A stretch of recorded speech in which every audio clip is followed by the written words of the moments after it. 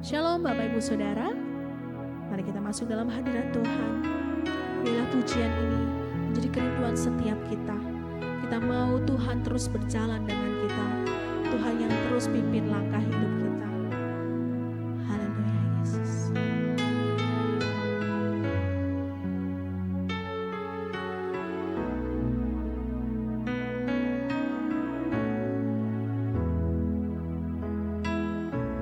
Bila engkau tak besertaku,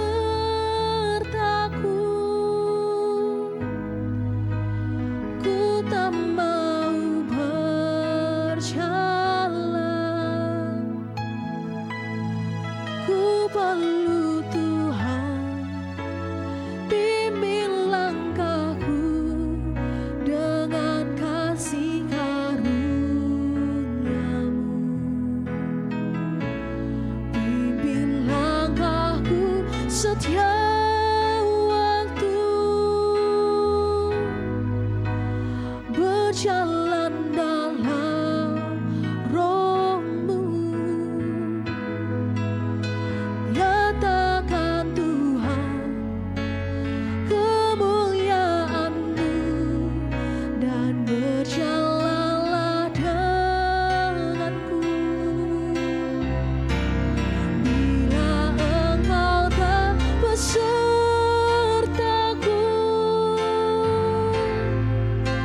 ku tak mau berjalan. Ku perlu Tuhan, bimbing langkahku dengan kasih karunia-Mu. Bimbing langkahku setiap waktu, berjalan dalam Roh-Mu.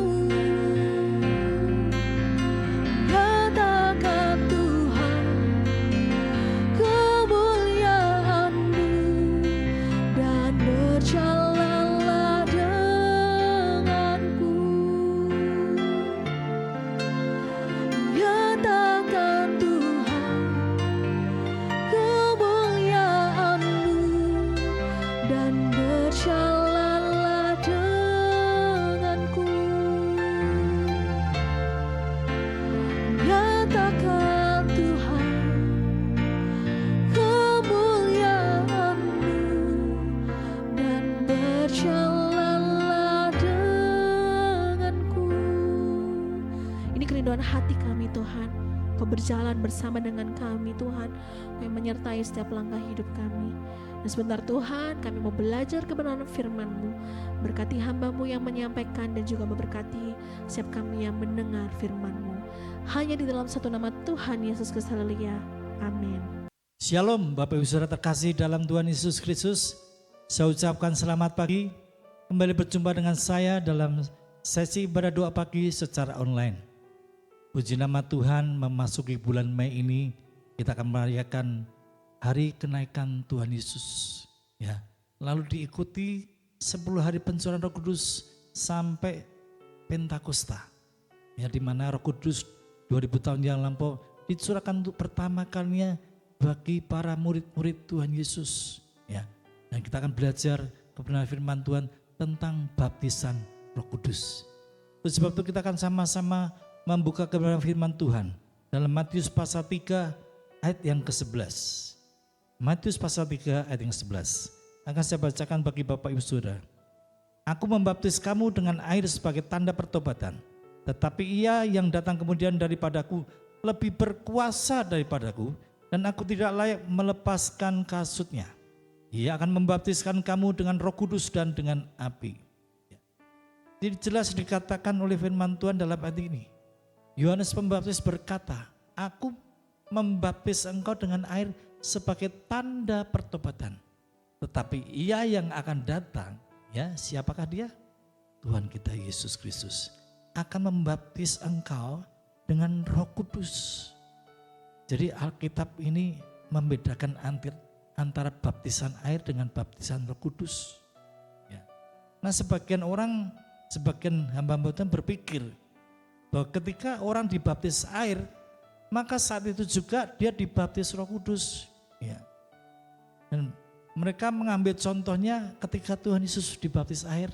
Ya. Tidak lama kemudian merpati, lambang daripada Roh Kudus, turun atas Tuhan Yesus.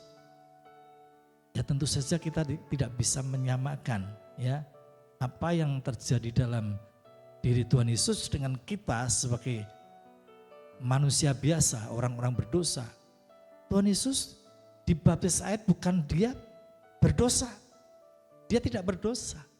Tetapi dia dibaptis air memberikan contoh kepada kita. Nah, kita dibaptis air sebagai tanda pertobatan karena kita orang berdosa. Kita harus dibaptis dengan air. Nah, di sini kita bisa membedakan ya. Nah, ternyata antara baptisan air dengan baptisan Roh Kudus itu tidak sama. Ya. Baptisan air yang membaptis adalah manusia, pendeta, hamba-hamba Tuhan. Baptisan Roh Kudus yang membaptis siapa? Yang membaptis adalah Tuhan Yesus sendiri. Dan apa tandanya? Ketika seorang dibaptis dengan air, dia ditenggelamkan di dalam air, diselam di dalam air, dan tandanya pasti orang itu akan basah. Apa tandanya orang yang dibaptis Roh Kudus? Orang tersebut ditenggelamkan dalam Roh Kudus, ya. Karena Roh Kudus bisa disimbolkan banyak hal. Burung merpati bisa disimbolkan dengan awan kemuliaan, bisa disimbolkan dengan api Roh Kudus, ya.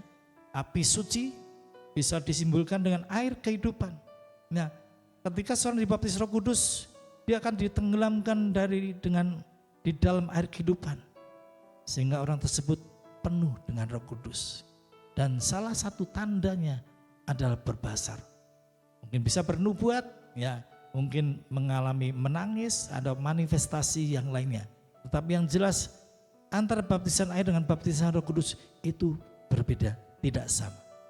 Kita akan buka lagi satu ayat lagi yang meneguhkan. Kita akan buka dalam Kisah Para Rasul pasal 10 ayat 44 sampai ayat yang ke-47.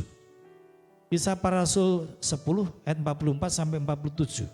Akan saya bacakan bagi Bapak Ibu Saudara. Ketika Petrus sedang berkata demikian, turunlah Roh Kudus ke atas semua orang yang mendengarkan pemberitaan itu. Dan semua orang percaya dari golongan bersunat yang menyertai Petrus tercengang-cengang karena melihat bahwa karunia Roh Kudus dicurahkan ke atas bangsa-bangsa lain juga. Sebab mereka mendengar orang-orang itu berkata-kata dalam bahasa roh dan memuliakan Allah. Lalu kata Petrus, bolehkah orang mencegah untuk membaptis orang-orang ini dengan air, sedangkan mereka setelah menerima Roh Kudus sama seperti kita. Jadi pada waktu itu ketika Petrus melayani Kornelius sekeluarga, dan mereka menjadi percaya kepada Tuhan Yesus. Dan mereka tercengang-cengang ketika Petrus berdoa, Roh Kudus turun atas mereka. Mereka dipenuhi dengan Roh Kudus, ya. Mereka berbahasa roh dan mereka mempermuliakan nama Tuhan. Mereka tercengang rupanya bahwa Injil ini, Roh Kudus bukan saja menjadi milik orang-orang Israel, tetapi Injil juga menjadi milik bangsa-bangsa lain. Kornelius notabene adalah tentara Romawi, perwira Romawi. Terima urapan Roh Kudus, dipenuhi Roh Kudus, berbahasa roh. Nah, tetapi belum dibaptis air. Ayat 47 berkata, bolehkah orang mencegah untuk membaptis orang-orang ini, ya, Kornelius dan keluarganya, dengan air, sedangkan mereka telah menerima Roh Kudus sama seperti kita. Jadi jelas, Petrus menyatakan ada perbedaan, ya. Kornelius belum dibaptis air, tetapi sudah terima kepenuhan Roh Kudus, sudah dibaptis Roh Kudus. Mereka berbahasa roh, mungkin mereka bernubuat, mengalami manifestasi Roh Kudus. Bolehkah, ya, kita mencegah orang ini untuk terima baptisan air, ya. Sehingga kemudian Kornelius beserta dengan anggota keluarganya semuanya dibaptis dengan air. Kita melihat ada perbedaan antara baptisan air dan baptisan Roh Kudus. Bagi Bapak Ibu Saudara yang mengikuti sesi ibadah 2 pagi secara online, dimanapun Anda berada, kalau mungkin engkau belum mengalami baptisan Roh Kudus, minta sama Tuhan Yesus. Karena Dia yang membaptis kita dengan Roh Kudus. Dan ketika kita dipenuhi Roh Kudus, dibaptis dengan Roh Kudus, kita akan memasuki dimensi rohani yang lebih dalam lagi. Kita akan mengalami next level dalam rohani kita. Saya percaya bahwa firman Tuhan akan memberkati kita semua dimanapun kita berada. Dan saya yakin ketika pagi hari kita membuka fajar dengan memuji menyembah Tuhan, dengan merenungkan kebenaran firman Tuhan, maka saya akan percaya sepanjang hari ini kita ada dalam pimpinan Roh Kudus. Dan apapun yang kita lakukan, Tuhan akan buat berhasil dan Tuhan akan memberkati kita. Selamat pagi, Tuhan Yesus memberkati.